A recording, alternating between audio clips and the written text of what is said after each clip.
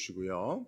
우리 사도행전 1장 1절에서 8절까지의 말씀 교독으로 있습니다. 데오빌로여, 내가 먼저 쓴 글에는 무릇 예수의 행하시며 가르치시기를 시작하심부터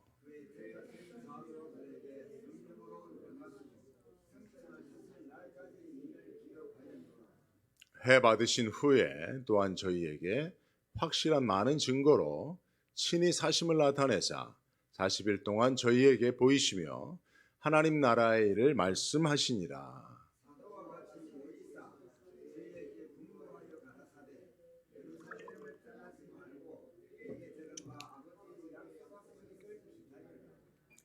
요한은 물로 세례를 베풀었으나 너희는 몇 날이 못 되어 성령으로 세례를 받으리라 하셨느니라.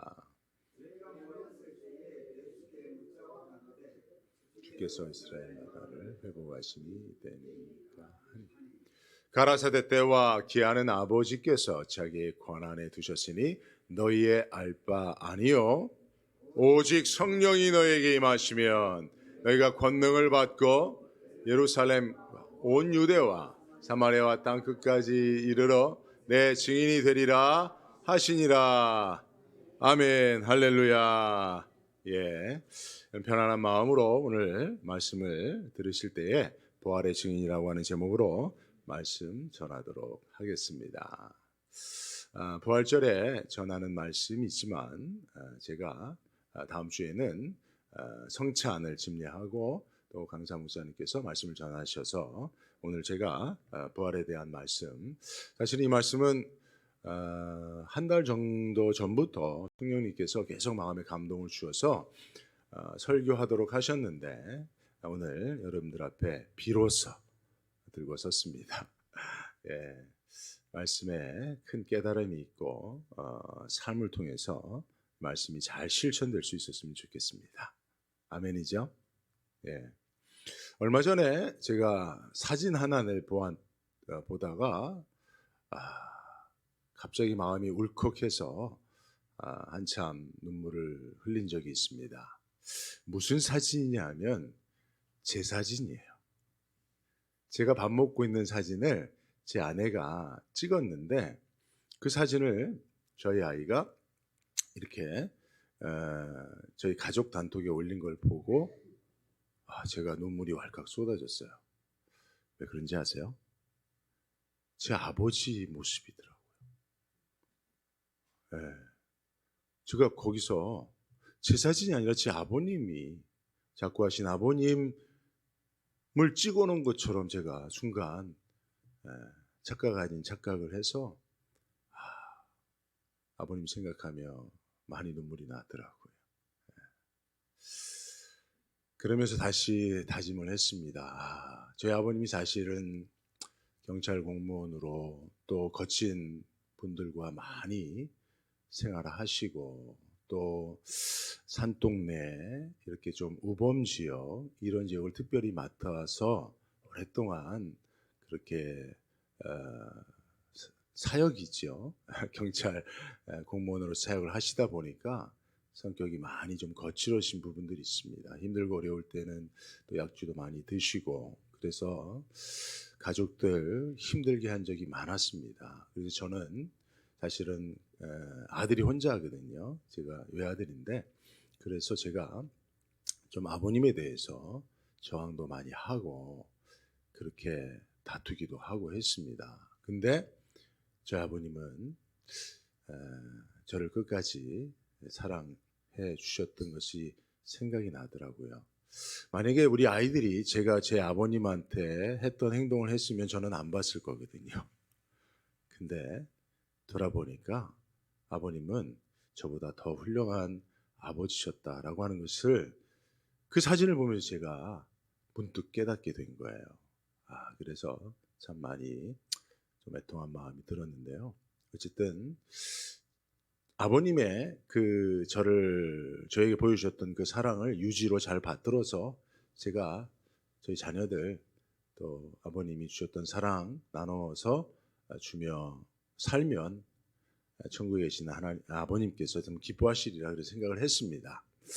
여러분 우리가 유언의 말씀을 남기고 삶을 통해서든 말을 통해서든 그 유언을 남기고 그 유언을 잘 지켜가는 것은 참 중요한 일이 아닐까 이런 생각을 해보게 되는데요.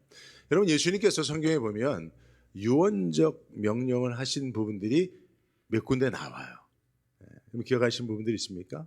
오늘 우리가 읽었던 말씀에도 예수님의 유언적 명령이 기록되어 있습니다. 구절을 보니까 이 말씀을 마치시고 저희 보는 데서 올리어 가셨다 그랬어요.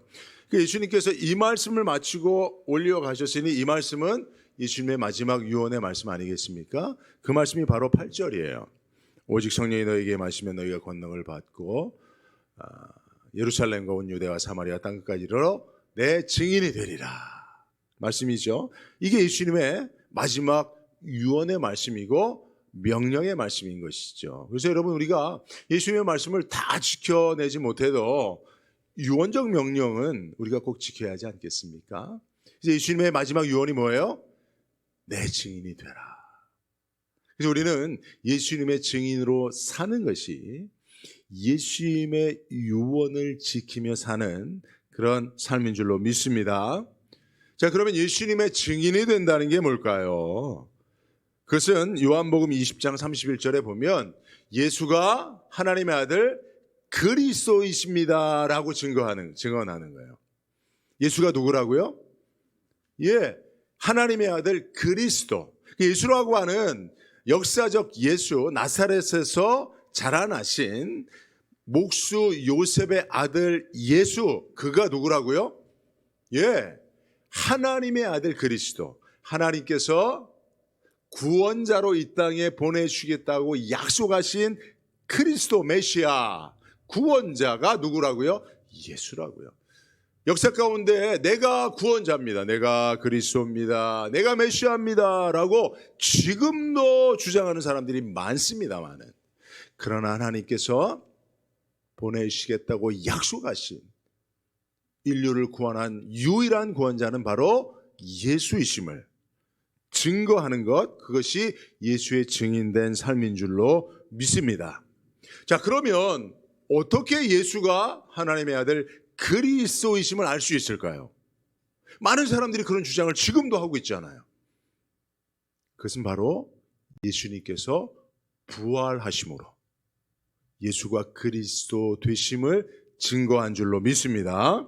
로마서 1장 4절이 그것을 이야기하고 있죠. 성결의 영어로는 죽은 자들 가운데서 부활하사 능력으로 하나님의 아들로 선포되었으니 곧 우리 주 예수 그리스도시라. 할렐루야. 예수님만이 부활하심으로 예수가 하나님의 보내주겠다고 약속하신 메시아 그리스도이심이 증거된 겁니다. 그래서 여러분, 우리가 예수의 증인으로 산다는 것은 예수 부활의 증인으로 산다는 것과 같은 말씀이에요. 그래서 사도들도요, 무엇을 증거했습니까? 그들이 전한 복음이 뭡니까? 예수가 부활했습니다. 이게 사도들이 전한 복음의 핵심이에요.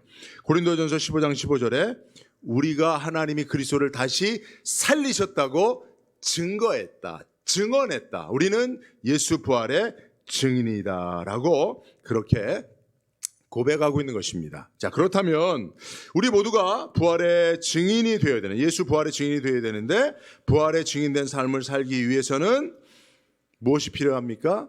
성령이 주시는 권능이 필요합니다. 사도행전 1장 8절 다시 한번 보죠. 오직 성령이 너에게 임하시면 너희가 권능을 받고 내 증인이 된다라고 예수님께서 유언적으로 말씀하셨어요. 예수님의 말씀을 다시 한번 뒤집어서 보면 너희는 나의 증인, 내 부활의 증인이 돼야 하는데, 그 증인된 삶을 살려면 먼저는 성령이 주시는 권능을 받아야 한다라는 말씀인 것입니다. 자, 그러면 성령께서 우리에게 오시면 주시는 권능이 무슨 권능입니까요? 그게 바로 부활의 권능이에요. 부활의 능력인 줄로 믿습니다. 그래서 오늘 저는 성경에 기록되어 있는, 오늘 본문에 기록되어 있는 세 가지 성령이 우리에게 주시는 부활의 능력이 무엇인지를 생각해 보고자 하는 것입니다. 여러분, 성령님께서 예수님을 부활케 하신 부활의 영이신 줄로 믿으십니까? 알고 계셨죠? 그죠? 여러분, 예수님이 자기 능력으로 부활하신 거 아니에요. 예수님은 철저하게 인간 예수로 십자가를 지고 죽으셨습니다. 그래서 예수님의 죽으심은요, 한 연약한 인간이 죽음 앞에 괴로워하고 혼돈에 빠진 그 모습 그대로를 보여주십니다. 예수님이 하나님의 아들이신데 왜 죽음 앞에, 죽음 정도야 능히 이기실 수 있는 능력이 있는데, 영원하신 분이니까. 그런데 예수님께서 겟세마네 동산에서 제발 이 잔을 내게서 옮기시옵소서라고, 내가 심히 고민되어 죽게 되었다, 나를 위해서 좀 기도해 주면 안 되겠니라고 제자들에게 그 연약한 모습을 보이신 이유가 뭐냐? 예수님은 온전히 인간이 되셔서 우리의 모든 죄를 지고 십자가에서 죽으셔야만 했기 때문에 그래요. 그래서 예수님은요, 자기 자신을 부활케 하실 수 있는 그 하나님의 능력 또한 다 십자가에 못 박으신 겁니다. 그 예수를 누가 살리셨어요? 성령이 살리신 겁니다. 그래서 성령은 살리시는 부활의 영이신 줄로 믿습니다. 로마서 8장 11절에 이것을 얘기하는 거예요. 예수를 죽은 자 가운데서 살리신 이의 영, 이 영이 누굽니까? 성령이시에요. 성령. 그래서 여러분, 예수님 안에 계신 성령님께서 십자가에 달리신 예수님을, 죽으신 예수님을 살리신 줄로 믿습니다. 그 영이 우리 안에 계시면 우리 죽을 몸도 살리실 줄로 믿습니다. 우리가 죽어 장사되어 화장을 하거나 매장을 해서 우리 육신이 다 흙으로 돌아가도 우리 안에 계신 성령께서 마지막 때 우리를 다시 부활케 하실 줄로 믿습니다. 예, 이게 우리에게 있는 부활의 소망인 것이죠. 근데 여러분 여기 보십시오. 예수를 죽은 자 가운데서 부활케 하신 부활의 영 성령께서 우리 안에 계시면 우리 죽을 몸도 살리신다는 거예요. 그러니까 성령의 부활의 능력은 죽을 몸도 살릴 뿐만 아니라 도라고 하는 것은 또 다른 능력도 있다는 거죠. 그죠? 그것이 세 가지입니다. 오늘 세 가지를 여러분들이 말씀드리는데, 첫째는 지성의 부활입니다. 따라합시다. 지성의 부활. 예. 지성의 부활이라고 하는 것은 우리가 가지지 못한 지적인, 특별히 영적 지식에 대한 그 잠자는 그 지성이 깨어난다는 이야기예요. 여러분, 그런 경험들이 우리에게 있기를 바라는데요. 1절과 2절 말씀을 보면 예수님이 무릇 예수의 행하시며 가르치시기 시작하신 부터 했죠. 그러니까 예수님의 3대 사역은 뭡니까? 선포, 가르침, 치유예요. 그러니까 예수님은 훌륭한 교사로서 잘 가르치셨어요. 근데 보십시오. 예수님의 가르치는 사역을 2절에 보니까 성령으로 명하셨다는 거예요. 성령으로 가르치셨다는 거예요. 그러니까 사실은 예수님이 자신의 능력으로 가르치지 않고 예수님 안에 계신 성령으로 가르치셨다는 거예요. 그죠? 그래서 성령께서 하시는 매우 중요한 사역이 우리에게 가르치고 우리가 배우도록 하는 일에 성령께서 교사로, 아주 훌륭한 교사로 역사하신다는 겁니다. 그래서 부활의 영이신 성령이 우리 안에 오시면 우리가 성령으로부터 가르침을 받게 됩니다. 그래서 우리가 사실은 세상으로부터 배우지 못한 그런 지적인 능력이 폭발적으로 증가하게 되어지는 그런 일들이 존재하게 되는 것을 볼 수가 있어요. 요한복음 14장 26절에 예수님께서 성령을 말씀하실 때 그가 너희에게 모든 것을 가르치실 것이다 라고 그렇게 이야기하고 있는 것을 볼 수가 있습니다. 아직 그 부분이 아닌데요. 어쨌든 예.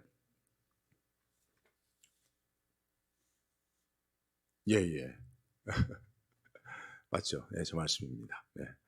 여러분, 성령 받은 자들 중에 그가 그동안 배우지 못한 성령이 주시는 그런 지성의 부활을 통해서 폭발적으로 영적 지식이 증가한 사람이 있어요.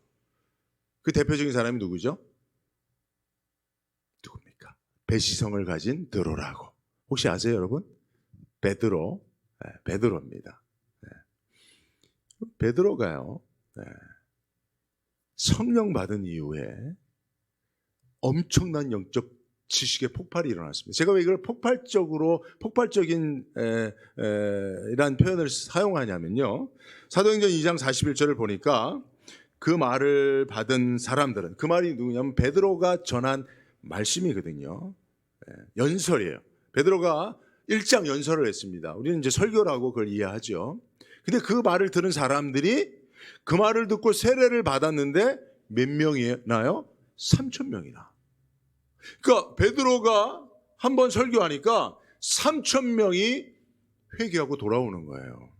이뿐만이 아닙니다. 사도행전 3장에는 무려 5,000명이나, 사도행전 4장 4절을 보면 말씀을 들은 사람들 중에 믿는 자가 많으니 남자의 수가 약 5,000이나 되더라. 말씀을 전한 이가 누구예요? 베드로예요. 베드로. 그래서 여러분, 베드로가 설교를 하니까, 청중을 모아놓고 강연을 하니까 그들 가운데 엄청난 사람들이 그 말에 감복을 받습니다. 그래서 회개하고 돌아오는 거예요. 예수님의 제자가 되겠다고 결단하고 헌신하는 거예요. 그것을 보니까 당대 최고의 지성이라고 하는 대제사장, 서기관, 장로들, 이런 사람들이 깜짝 놀란 거예요. 야, 우리가 가르칠 때는 변화도 없던 것들이 왜 베드로 한 사람이 한 번에 설교할 때 수천 명이나 그렇게 감동을 받고 회개하고 돌이키고 교회로 몰려가냐 말이에요. 도대체 이 베드로 저가 누구냐 말이에요. 하고 베드로를 잡아다가 신문을 합니다. 사도행전 4장 13절을 보니까 그들은 누굽니까? 당대 최고의 지성들이라고 불리우는 대제사장들과 관원들과 서기관들이거든요. 율법학자들이거든요. 그들은 베드로와 요한이 본래 배운 것이 없는 천한 사람인 줄 알았는데, 이렇게 자신 있게 말하는 것을 보고 깜짝 놀란 거예요. 여러분, 배운 것이 없다고 사람이 천해지는 건 절대 아닙니다. 근데 이들은 그렇게 생각했어요. 좀 배운 것들은 그런 생각을 한다니까요. 그래서 여러분, 공부 잘하는 사람들을 리더로 세우는 거, 그거 잘못된 사회입니다. 우리나라는 다 공부해서 고위공직자들 되잖아요. 시험 봐서 고위공직자들 되잖아요. 그런 사람들은요, 공부 못하고 못 배운 사람들은 천한 사람 취급한다니까요. 그게 잘못된 겁니다. 하나님 나라는 그렇지 않아요. 세상 지식을 배우는 것도 중요하지만 하나님 나라에 있어서 가장 중요한 이 영적 진리에 속한 지식은 성령으로부터 공급된다는 사실을 믿으시기 바랍니다. 베드로가 사실은 무학자입니다. 맞아요. 본래 배운 것이 없어요. 그렇다고 천한 사람은 아닙니다만 어쨌든 배운 것이 없는 것은 사실입니다. 그런데 그가 하는 연설, 여러분, 제가 설교를 한번 준비하기 위해서 오랜 시간을 고민합니다. 그리고 설교를 잘 준비하고 전에도 별로 감동이 없을 때가 많아요. 반응이 제가 기대했던 피드백이 별로 없을 때가 많아요. 그래서 오늘도 죽을 수 없구나, 그런 생각을 하는데, 사실 베드로가요, 한 번 설교에 3,000명이 5,000명이, 그러면 더 많은 사람들이 그 설교를 들었다는 얘기 아닙니까? 그리고 그 설교를 들으려고 몰려왔다는 것 아닙니까? 그렇다면 베드로 설교 안에는 수많은 사람들을 감동시킬 수 있는 영적 지식들이 있었다는 이야기예요. 들을 것이 있었다는 거예요. 근데 그가 그런 설교를 할 만한 학문 있는 자가 아니었다는 거예요. 그렇다고 한다면 어떻게 베드로가 이런 설교를 할 수 있었냐 말이에요. 누구 설교 카피해서 했을까요? 아니죠. 그럴 수도 없는 것이죠. 우리가 합리적으로 추론할 수 있는 단 하나의 사실은 베드로가 이전에 이런 설교를 할 수 있는 사람이 아니었거든요. 그런 기회도 없었겠지만 그런 설교를 해서 어떤 변화를 일으킨 적도 없어요. 근데 성령 받았거든요. 오순절날에 임하신 성령 받고 난 이후에 베드로는 급격하게 지성의 부활이 이루어진 대표적인 케이스였다는 사실을 여러분 기억하시길 바랍니다. 저는 지금도 성령께서 이렇게 역사하실 줄로 믿습니다. 그리고 그런 간증들을 우리 주변에서 많이 볼 수 있어요. 여러분, 원정수 박사님이라고 아세요? 미국의 유명한 암 권위자입니다. 근데 그분이 원래는 대전고 출신이에요. 대전고 480명 중에 350등 했던 분이에요. 480명 중에 350등이면 뒤쪽이죠. 그죠? 그런데 어느 날 새벽에 하나님 앞에 기도하다가 하나님의 음성을 듣습니다. 성령을 경험해요. 그리고 하나님 앞에 솔로몬처럼 지혜를 구합니다. 그리고 그 다음 딱 그 시험에서 전교 5등을 해버려요. 전교 350등이 전교 5등을 해버린다니까요. 그리고 대전고 수석으로 졸업하고 서울대 의대 수석으로 입학하고 서울대 의대 수석으로 졸업하고 미국의 의대에 수석으로 입학하고 졸업하고 미국에서도 유명한 암 권위자가 됐어요. 근데 그의 간증이 그거예요. 자기가 이렇게 지적으로 뛰어난 사람이 아니었다는 거예요. 근데 성령님께서 내 안에 오셔서 자기 지성을 부활시킨 거죠. 그죠? 제 동기 중에도요, 세상에서 건축업 하시다가, 건축업 하시다가 저보다 나이가 많으신 분인데, 지금 거의 은퇴할 나이가 되신 분이에요. 우리 동기예요. 그러니까 이분이 공부를 논 지 한참 됐어요. 근데 의뢰를 받아서 신대원에 입학시험을 봤는데, 공부가 하나도 안 되더래요. 근데, 기도하고 봤는데, 그분이 저한테 한 간증인데, 제가 한번 한 적이 있을 겁니다. 시험 문제에 답이 다 보이더라는 거예요. 성령께서 그걸 다 가르치셨다는 거예요. 그래서 자기가 합격을 한 거예요, 이분이. 자기는 뭐 주변 사람들이 아무도 기대를 못했는데, 자기도 기대를 못했는데 성령께서 임하시니까 이런 역사들이, 기적 같은 역사들이 있습니다. 여러분들의 자녀들을 위해서 안수하고 기도해 주세요, 부모들이. 성령으로 잠자고 있는 그들의 지성이 폭발적으로 부활하도록. 할렐루야. 예. 오늘 제자들 가운데 베드로가 이것을 우리에게 보여주고 있는 것입니다. 두 번째는요, 성령이 주시는 부활의 능력이 뭐냐면 삶을 대하는 태도의 변화입니다. 태도의 변화. 사실 여러분, 우리가 어떤 문제를 만났을 때 그 문제를 대하는 태도를 변화시킨다는 것 정말 어려운 일이에요. 쉽지 않습니다. 그래서 우리는 늘 똑같은 태도로 문제를 대하여 그 문제들이 더 커지는 일들이 많습니다. 여러분, 빌 클린턴이 대통령으로 당선됐을 때 기억하시죠? 다 이제 미국에 계셨던 분들이니까. 그때 사실은 조지 부시가 대통령이었고, 걸프전에서 이제 승리를 했죠. 그래서 대통령 지지율이 70%, 80%까지 육박을 했다고 합니다. 그리고 대통령 선거를 앞두고 아칸소 주지사였던 40대 젊은 빌 클린턴하고 상대가 안 됐어요. 그래서 압도적으로 부시 대통령이 재선할 것이라고 다들 그렇게 생각했습니다. 근데 누가 됐어요? 빌 클린턴이 됐단 말이에요. 빌 클린턴이 대통령이 될 수 있었던 가장 중요한 요인을 이후에 그의 선거 캠페인 구호에 있었다라고 사람들이 얘기를 합니다. 빌 클린턴의 선거 구호가 뭔지 아세요? It's the economy. It's the economy. stupid입니다. 네, 이게 무슨 말이에요? 문제는 경제야, 이 바보야. 네가 전쟁을 해서 아무리 승리를 해도 그 전쟁 때문에 미국 경제가 바탕났잖아. 이 바보야. 전쟁의 승리에 도취해 있지 말고 문제는 경제라는 사실을 알아야지. 그것이 그의 선거 기간 내에 선거 캠페인이었어요.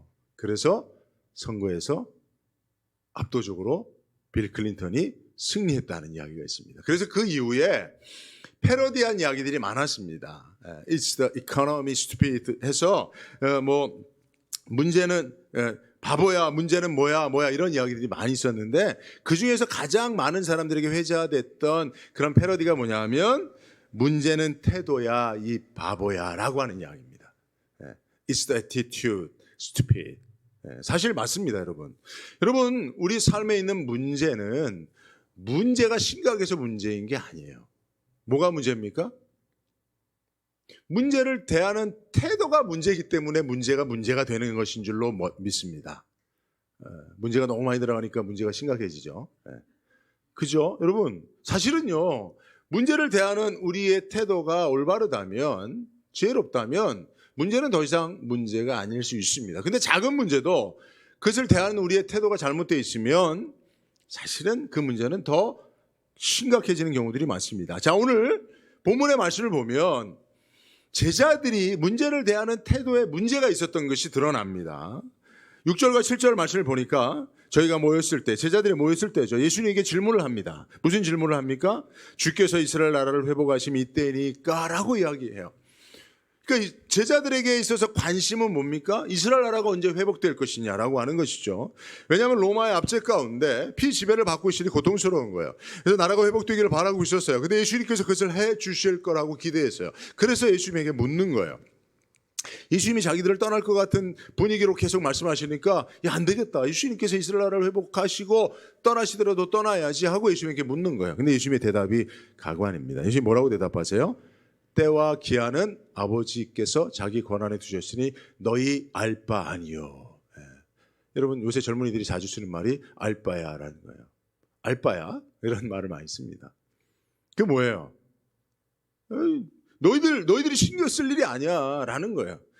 예수님께서 이렇게까지 말씀하시는 건 뭐예요? 제자들아, 너희들은 나의 부활의 증인이 되는 것이 중요하지. 예루살렘과 온 유대와 사마리아 땅 끝까지 이르러 내 증인이 되는 것, 그것이 너희들에게 내가 맡긴 그 사명이야. 그것이 너희들의 몫이야. 하나님이 하실 것은 하나님이 하실 거야. 근데 너희들은 왜 하나님이 하실 일을 신경 쓰고 너희들이 할 몫에 대해서는 신경 쓰지 않냐라는 말씀이에요. 이게 이 말씀 속에서 제자들의 삶의 태도가 어떠한지를 우리는 알아야 되고 우리들의 모습도 발견할 수 있어야 됩니다. 여러분, 우리에게 주어진 우리의 몫을 다하지 못하는 대부분의 핑계가 뭡니까? 뭐예요? 왜 다른 사람에게 핑계하는 거예요. 하나님, 왜 하나님께서 도와주지 않느냐? 목사님 왜 목사님께서 도와주지 않느냐? 이렇게 얘기하는 거죠. 근데 여러분, 사실은 우리는 우리에게 주어진 일만 하면 되는 거예요. 여러분, 부활절을 앞두고 제가 4개 부서를 모아서 또 우리 당회를 열어서 다 부활절을 위한 준비들에 대한 이야기를 했습니다. 청년들은 또 청년들에 대해서 했습니다. 그러면 여러분 어떻게 하면 돼요? 내게 주어진 일만 열심히 하면 되는 거예요. 네? 그러면 되는 거잖아요. 그죠? 근데 우리가 대부분 그 일들을 소홀히 할 때 마음속에 갖고 있는 핑계가 뭡니까? 다른 사람은 뭐 하나 이런 생각을 하는 거죠. 그게 사실은 잘못된, 우리가 우리의 삶을 적극적으로 능동적으로 대하지 않는 매우 중요한 이유 중에 하나인 것입니다. 제자들도 마찬가지예요. 제자들도 왜 하나님 이스라엘을 회복시켜 주시지 않으십니까? 라고 그렇게 하나님 앞에 감나무에서 감 떨어지듯이 기다리고만 있었을 뿐인데 사실은 그건 하나님의 몫인 거예요. 때와 기한은 하나님에게 달려있는 것이고 실제로 그들이 원하는 이스라엘 나라의 정치적 회복은 하나님께서 계획한 것이 아니라는 것이죠. 그러니까 그들이 하나님이 계획하지도 않은 그것을 바라고 기대하고 감나무에서 감 떨어지지 기다리면서 예수의 증인되어야 할 사명은 도외시하고 있었던 것이죠. 그죠? 그것이 잘못된 태도입니다. 그래서 그들이요, 예수님이 십자가를 지고 죽으시고 부활하신 이후에도 늘 제자들이 모이면 어디에 있었어요? 예, 다락방 같은 데 모여서 문 꼭꼭 걸어 잠그고, 야, 예수님을 잡아 죽인 자들이 우리를 발견하면 우리도 죽일 거야. 야, 우리가 떠들면 안 돼. 큰 소리로 얘기하지 마. 예수란 얘기 하지 마. 이러고 모여서 하나님이 도대체 뭐 하시는 거야? 예수님은 도대체 어디 가신 거야? 예수님 부활하신다고 했는데 어디 계신 거야? 하나님은 우리 이스라엘을 언제 회복시켜 주실 거야? 이러고 앉았었다는 얘기죠. 그죠? 근데 그때 성령이 제자들이 모인 그 방에 임재하셨습니다. 오순절에 성령이 임하셨습니다. 성령을 받은 제자들이 어떻게 됐습니까? 제일 먼저 한 일이 뭡니까? 창문을 연 겁니다. 잠겨있는 그 문에 자물쇠를 열어채 친 것입니다. 그리고 문을 박차고 세상으로 나가서 부활의 증인된 삶을 살았다는 것이죠. 할렐루야. 예, 여러분, 사실 사람이 변화되는 거 쉽지 않아요. 왜 쉽지 않으냐면 변화라고 하는 것은 그동안 우리가 살아왔던 방식대로 사는 것은 변화가 아니에요. 내가 살아왔던 삶의 방식, 생각, 고정관념, 그거와 다른 삶을 사는 게 변화예요. 맞죠? 근데 여러분, 우리에게는 변화에 대한 소망이 있습니까? 없습니까? 저도요, 정말 저와 다르게 한번 살고 싶어요. 예. 그죠? 그렇다고 제가 제 아내와 안 살고 딴 사람하고 살겠다는 얘기는 절대 아닙니다. 이런 얘기하면 우리 사모가 약간 긴장을 하는데 그런 건 아니에요. 그러한 소망은 일찌감치 다 십자가에 못 박았습니다. 근데요, 정말 다르게 한번 살고 싶어요. 다르게 한번 살고 싶어요. 뭐 시간이 좀 됐지만 잠깐 예를 들면, 제가 운동을 좋아하잖아요. 운동 게임을 합니다. 근데 저는요, 되게 운동을 좀 승부욕이 강해요. 그리고 하여튼 최선을 다해서 운동을 하는 걸 원해요. 그래서 사람들하고 운동할 때 막 푸시를 합니다. 근데 제가 목사잖아요. 그러니까 운동이 끝나고 나서는 꼭 미안하다, 내가 너무 강하게 푸시를 해서 미안해, 나는 그런 의도가 아니어서 하고, 또 내가 또 고개를 숙이고 무릎을 꿇는단 말이에요. 그러고 나서 집에 올 때는 정말 내가 진짜 목사직도 좀 내려놓고 그냥 내 마음대로 내 성질대로 한번 살면 얼마나 좋을까. 왜냐하면 제가 사실은 좀 사람들이 저를 처음 보면 첫인상이 되게 강하게 봐요, 저를. 그래서 되게 좀 제 앞에 사람들이 다 좀 겸손해요. 예, 저를 보면 그리고 또 운동을 하면 운동도 제가 또 잘하고, 제가 또 나이에 비해서 또 이렇게 크게 몸도 좋고 하니까 다들 긴장하고 하는데, 제가 목사하고 그래서 그 앞에서 겸손하면 그런 거 있잖아요. 야, 알고 봤더니 별거 아니네, 목사네, 이러면서 그다음부터는 또 저를 이렇게 좀 내려보는 일들이 많은 거예요. 그러니까 제가 내 다음 생에는 한번 진짜 목사 안 하고 내가 다른 거 하면서 진짜 내 성질대로 한번 살아보고 싶다라고 생각을 합니다. 근데 여러분, 그렇게 사라지는 게 아니잖아요, 그죠? 우리가 그렇게 살고 싶다고 사라지는 게 아니에요. 마찬가지로 여러분, 이게 얘기가 좀 적절하지는 않지만, 여러분들도 정말 좀 다르게 살아보고 싶지만 사실은 다르게 삶을 산다고 하는 것은 여러분들이 변화가 돼야 되는 거거든요, 그죠? 근데 여러분, 우리 성품이 쉽게 안 변화돼요. 그래서 우리의 기대는 그냥 그 기대대로 사라지지가 않습니다. 특별히 우리 부족하고 연약한 부분들에 있어서 좀 고침을 받고 새로운 삶을 살고 싶은데 그게 잘 안 될 때, 사실은 성령께서 그 일들을 우리에게 해 주신다는 거예요, 그죠? 소심하고 소극적이고, 늘 하나님께서, 예수님께서 뭘 하기를 바라고 기대하고 숨어 있었던 제자들이 성령이 임하시니까 적극적이고 능동적으로 세상을 향하여 진취적으로 나가서 이전과 전혀 다른 변화된 삶을 살았다는 사실을 여러분 꼭 기억하시길 바랍니다. 이것이 성령이 주시는 부활의 능력이고, 세 번째가 제일 중요한데 너무 늦었네요. 자, 세 번째는 다시 시작하는 능력입니다. 다시. 이런 부활이라고 하는 단어가 뭡니까? 부자가 무슨 부자예요? 다시 부자입니다. 다시 부. 활은 살활이에요. 그러니까 부활이라고 하는 것은 다시 사는 거예요. 그래서 여러분, 부활의 증인이 된다는 것은 다시 시작할 수 있는 능력을 가지고 사는 삶입니다. 그래서 부활의 증인이라는 것은 성령께서 주시는 부활의 능력, 다시 시작할 수 있는 그 능력을 체험하며 그것을 간증하는 삶이 부활의 증인된 삶인 것입니다. 그래서 여러분, 우리가 성령이 우리에게 임하셔서, 부활의 영으로 임하셔서 우리에게 능력을 주시면, 우리는 죽었다라고 생각하는 것들을 다시 시작할 수 있는 능력을 소유하게 됩니다. 그래서 여러분, 예수님께서요, 이 부활의 능력을 가지고 계셨던, 성령으로 말미암아 부활의 능력으로 함께 부활의 능력으로 사셨던 예수님께서 죽은 자들을 향해서 뭐라고 말씀하셨어요? 죽은 자들을 향해서 예수님께서 잔다 그랬죠, 그죠? 죽었는데 예수님은 어떤 시각으로 그걸 봤어요? 잔다 그랬어요.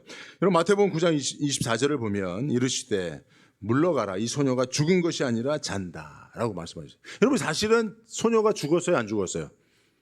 죽었습니다. 이미 죽어서 썩은 내가 나요. 그래서 그 소녀의 죽음을 이미 알고 있던 주변 사람들이 울고 있었던 거거든요. 허나하며 통곡하고 있었던 거거든요. 장례를 준비하고 있었던 것이죠. 근데 예수님이 가셔서 야, 죽은 거 아니야, 자는 거야 라고 말씀하셨어요. 이렇게 말씀하실 수 있었던 이유가 뭡니까? 예수님은 부활의 능력을 믿었기 때문에 그래요. 당신 안에 계신 성령께서 부활의 영이시고, 성령이 주시는 능력은 부활의 능력이라는 사실을 믿었기 때문에 그래요. 그래서 죽은 것이 아니라 다시 깨어날 수 있는, 마치 잠에서 다시 깨어나는 잠자는 것이다라고 말씀하신 것입니다. 여러분, 오늘 우리가 이 부활의 능력을 믿는다면 여러분들 삶 속에 이미 죽었다라고 포기했던 것들이 다시 잠에서 깨어나듯 깨어나는 것을 경험하게 될 줄로 믿습니다. 여러분, 이것을 우리가 경험해야 돼요. 그래야 우리가 부활의 증인으로 살 수 있는 겁니다. 그래서 오늘 저는 다음 주일날 부활주일이 되기 전까지 다시 한번 여러분들의 삶 가운데 죽어있던 영역들이 있습니까? 이미 죽었다고 포기한 영역들이 있습니까? 부활의 능력을 덧입고 잠에서 깨어내는 그런 역사가 있기를 바랍니다. 여러분, 예수님께서 이미 자기를 배신한, 팔아버린 유다와 베드로, 그런 나머지 제자들을 끝까지 사랑하실 수 있었던 비결이 뭡니까? 부활의 능력을 믿었기 때문에 그래요. 이미 예수님에 대한 첫사랑을 잃어버리고 예수님을 따라가기로 사람을 낚는 어부가 되게 하리라라고 하는 말씀을 듣고 그물을 버려두고 예수님을 따랐던 자들이 이내 그 소망, 소명 다 잃어버렸습니다. 그래서 나중에 여러분 보십시오. 베드로와 그의 제자들이 다 이전으로 돌아가 버렸잖아요. 우리 고기나 잡으러 가자. 무엇입니까? 예수님을 따르고 예수님의 제자 되겠다고 하는 사명을 다 잃어버린 거예요. 그럼에도 예수님은 끝까지 그들을 사랑하셔서 그 어부로 돌아가 버린 제자들을 찾아가셨잖아요. 포기하지 않을 수 있는 이유가 뭡니까? 부활의 능력은 그들이 이미 포기해버린, 이미 죽어버린 그 사명을 다시 살아나게 하는 능력인 줄로 믿었기 때문입니다. 여러분, 예수님에 대한 첫사랑이 다 죽어져 버렸습니까? 부활의 능력으로 깨우시기를 바랍니다. 여러분, 아내를 사랑하고 남편을 존경하며 더 나은 가정을 만들기 위한 마음들이 잠들어 버렸습니까? 부활의 능력으로 일깨우시길 바랍니다. 교회를 통한 하나님의 축복을 믿고 열심을 다해 성도를 섬겼던 마음들이 잠들어 버렸습니까? 부활의 능력을 구하시길 바랍니다. 가정, 경제와 사업에 대한 마음들이 이미 다 잠들어 버렸나요? 부활을 소망하시길 바랍니다. 하나님이 주신 사명에 대한 거룩한 부담이 다 사라져 버렸습니까? 부활의 영이신 성령 충만함을 간구하시길 바랍니다. 혹 여러분들 가운데 삶에 대한 의욕이 사라졌습니까? 자녀들에 대한 기대와 소망이 사라져버린 자들이 있습니까? 가족들을 위해 자신을 아끼지 않고 희생하겠다고 하는 다짐이 잠들어버린 자들이 있습니까? 힘들어도 하나님의 말씀을 순종하며 살겠다는 결단이 잠들어버린 자들이 있습니까? 새벽을 깨어 기도하며 밤을 새워 말씀을 읽겠다는 신앙의 다짐이 다 죽어버린 자들이 있습니까? 그것을 깨우는 비결이 뭡니까? 잠들어 있는 모든, 죽어 있는 우리의 모든 사명과 그 삶에 대한 의욕과 소망과 열정을 다시금 살아나게 하는 능력, 부활의 능력인 줄로 믿습니다. 그래서 여러분, 부활절을 앞두고 또 그 이후라도 정말 우리 안에 잠들어 있는 이 모든 것들을 우리에게 오셔서 부활의 능력으로 역사하시는 성령으로 다시 일깨워서 여러분들 안에 지성의 부활이 일어나며 여러분들의 삶의 연약한 부분들이 그 변화되는 부활이 일어나며 또한 여러분들 안에 정말 이미 포기했던 모든 것들이 다시 소망 가운데 잠에서 깨어나는 그런 놀라운 부활의 증인된 삶이 있기를 주님의 이름으로 축복합니다. 하나님 감사합니다. 성령님 우리에게 주셔서 부활의 영으로 역사하시니 감사합니다. 예수님을 알지 못했던 자들에게 예수가 그리스도이심을 알게 하시고 믿게 하시고 고백하게 하시니 감사합니다. 이제는 우리가 부활의 증인이 되어서 다시금 잠자는 모든 것들을 부활의 능력으로 깨어 부활의 증인된 삶을, 그 사명을 잘 감당할 수 있는 우리 모두가 되게 하여 주옵소서. 감사하고 예수님의 이름으로 기도드리옵나이다. 아멘.